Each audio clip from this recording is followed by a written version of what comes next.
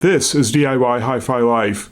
Today, we start a series of videos on the upgrading the VPI HW-19 turntable. Today on DIY Hi-Fi Life. Welcome back to DIY Hi-Fi Life. This is Chris Barker for DIY Hi-Fi Life, and I'm very happy to have you back. And I do appreciate the subscriptions and likes if possible. And tell your friends about this channel if you think they would like it. And also, please take a look at the more information down below, because I have a lot of good links to some free trials of music services, links to products mentioned in this video, and some nice curated free music that you might want to take advantage of. So in today's video, the first of several parts, I want to introduce the upgrading of the legendary VPI HW-19 turntable. I've got a lot of good information in this video that I think you're going to enjoy, with some information on the history of the product straight from the mouth of Matt Weisfeld of VPI Industries, who will tell you very directly on how HW-19 as a product came to be.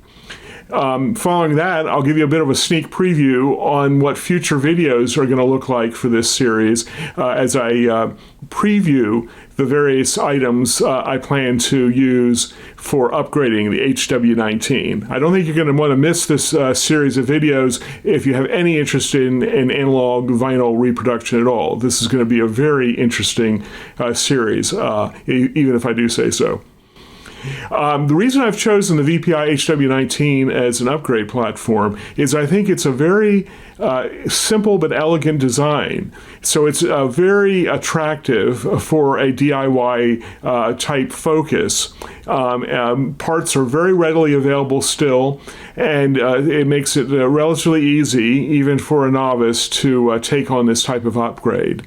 One can purchase an HW-19 fairly readily. eBay is the usual place that I go to look, and I see them almost weekly showing up there. And you can pick up one in a good condition for maybe as little as $500 or $600, maybe with or with an arm.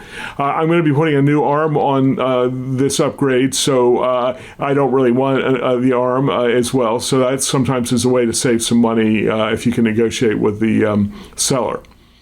So have a look over at eBay for HW-19s. Hopefully this video won't drive up the price too much, but I think it's still a good bargain. It's amazing. This turntable is 35 plus, maybe going on 40 years old, but still I think really holds its own. When I finish this upgrade, I believe I will have a turntable that can compete with even very good modern designs. Now, of course, most people just want to buy a turntable, set it up, and be done with it.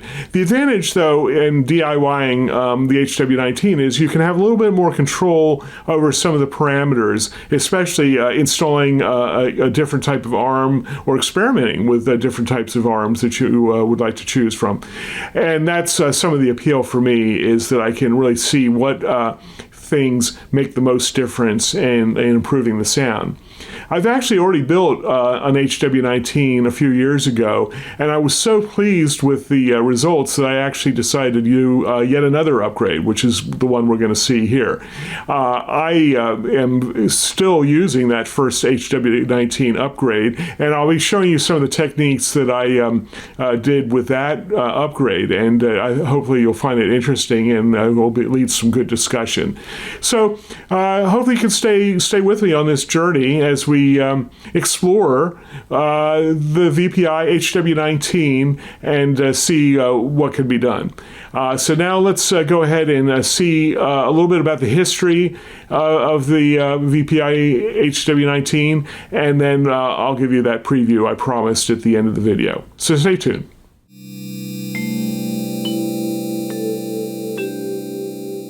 In this video, Matt Weisfeld, president of VPI Industries, discusses the origins of the HW-19 turntable. Let's listen in. So this is an original HW-19, and I can tell you that because you'll notice no VPI logo. So I believe this model is from even before we had the cool little fancy logo we have going on there, which a little bit of VPI trivia was designed by the artist hey Savas, who was designed by the artist who did the original covers of the Absolute Sound back in the day. So my mom and dad had a good relationship with him. I don't recall his name off the top of my head, but they ended up contacting him, and he was the one who came up with this design. So years later, here it is. The original HW-19 was, actually the original HW-9 was based off of an isolation base that my dad had made and this is in the book, and I'm sure you guys can find this online, but essentially using spring suspension. And whether it is the best today or not, because there's lots of different ways to go towards that. At the time, my dad was really able to nail it as far as having a great isolation base that was having sonic improvements with the performance of the table. Eventually, Denon reached out, and I remember hearing the story about how when Denon reached out, like my mom and dad were like, "Uh-oh, is Denon like coming after us?" And that they were just concerned that Denon was upset at my dad, but instead Denon was like, "No, you guys are making a great bass. Can we buy it?" So that was like super cool for my mom and dad back in the day, going back probably 35 plus years. And so then as it evolved, the HW-9 eventually became the HW-19, where my dad put a motor into an AC motor into the chassis itself and spun a platter. So there you have it, the word directly from Matt Weisfield of VPI Industries about the origins of the HW-19 turntable. It appears it was almost like a DIY project growing out of VPI's building of the base for Denon turntables, and then going on to decide to make a full turntable by adding a motor and a platter. Let's see what else Matt has to say about the turntable. A little more extra trivia. The first VPI products actually had aluminum platters. Now, not this thick, of course, but they originally did have aluminum platters because that was the material that Harry had preferred. Now, back then, VPI was a starting company, and the trend of the day before my birth, was acrylic and Delrin type platters. Even though Harry didn't like it, just from a business standpoint, he kind of had to move forward with that, because what choice did he have with being a starting company trying to make it in the world? Later on, years later, once we introduced the Classic, we went back to the idea of having machined aluminum chassis. So we now understand the origins of the platters for the HW-19 as described by Matt, starting off with a plastic Delrin acrylic type material, and then transitioning to the aluminum platters that we know today.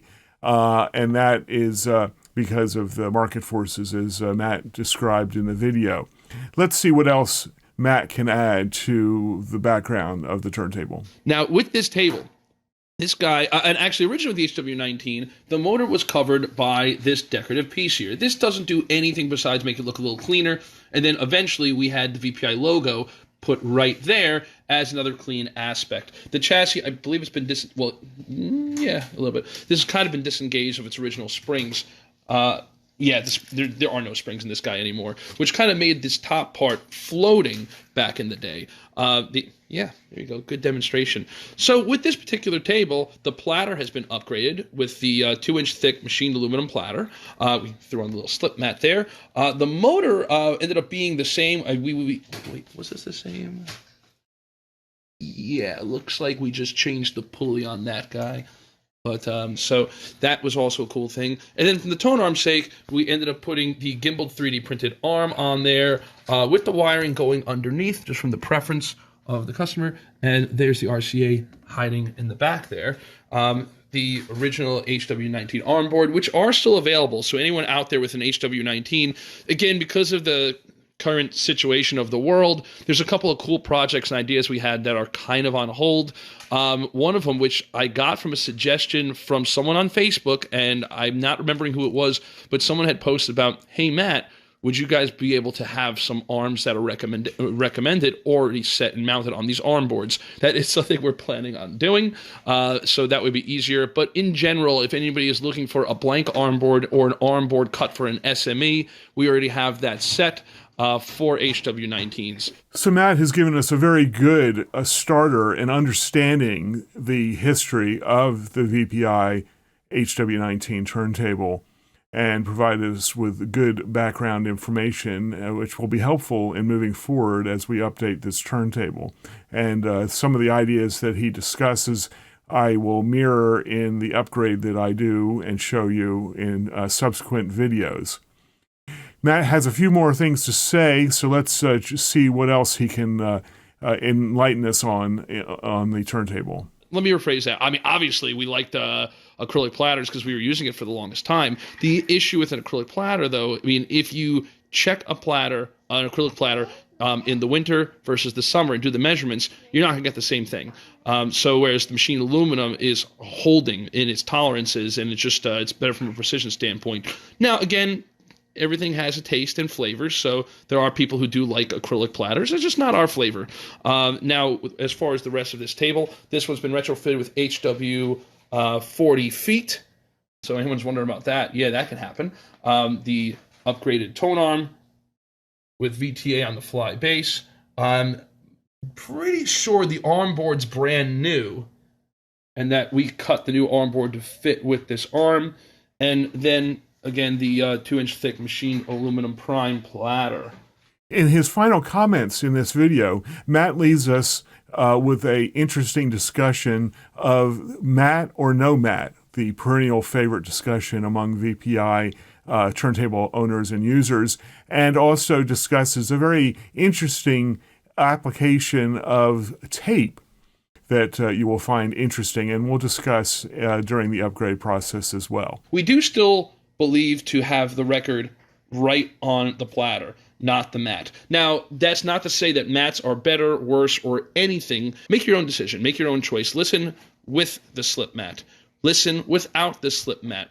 Actually, I don't know if he's watching, but Gary Coe from Genesis, that guy, I mean, he's nuts in a good way.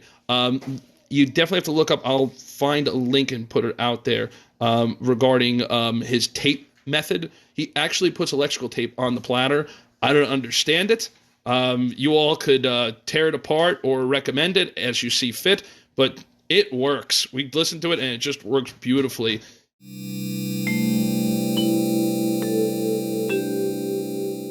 So here we have the VPI HW-19 turntable that we'll be working on and upgrading with new parts and various items that I've acquired. And in this little sneak preview, I'll show you some of the various parts, but some I'll leave for future videos to explore. So it came with a nice condition dust cover, as you can see. So let's see if I can move that out of the way temporarily. Put that on the floor. There we go. And now we can get a good look at the turntable itself. And as you can see, it is in very good condition. There, and it has been drilled for a hole, which actually I'm going to be able to reuse, I believe, if all goes well. But we'll talk about that as we come up to it. See, the wood is in very good condition, and the underside is looking very good as well. This turntable actually started life as a HW-19 Junior. I don't know if you can see the thing back there. I don't have that cleared out. But so someone spent a bit of money upgrading it to the full HW-19 status with the separate arm board, as you can see there. So that was very nice, and I picked this up. I think I paid about $600 on eBay, so it was a good deal. And as I said, they come up pretty regularly on eBay. Now, some of the parts that we'll be using for this, here is the tone arm, which I'm going to leave a secret right now. I'm going to be very excited to try this tone arm out. I will say that this came from many miles away from where I live, but that doesn't matter. It's going to be a very interesting tone arm to explore. We'll do that towards the end of the project. I also have various parts. Not all of them are here right now, but I've got some interesting stuff from Herbie's, who is famous for his platter mats and all sorts of materials to dampen sound. So I'll be using some of that as part of the upgrade. I also picked up some rubber rings that I'm going to be trying to make use of to see if they have a good effect on things. Show you that. I also have some stuff here called CHRISTO-LUBE. We'll talk about lubrication in future videos as regarding the bearings. This is also referred to as Space Lube by a famous audiophile company. We'll talk about lubrication as well. That's very important for Turntable, of course. And one of the big upgrades I was able to get was a upgraded platter. So this is an upgraded platter with the bearing. So we'll be also doing a complete bearing and platter upgrade for this turntable. All in all, I have high expectations for this turntable when it's all done, and it'll be very interesting to see how well or how much it exceeds my expectations. So there you have a sneak preview of the HW-19 turntable upgrade project that I will be pursuing in future videos. So I do encourage you to stay tuned and look out for those videos as they come. Okay, so maybe your appetite has been whetted, as they say, with that little preview of what's to come in subsequent videos for this series.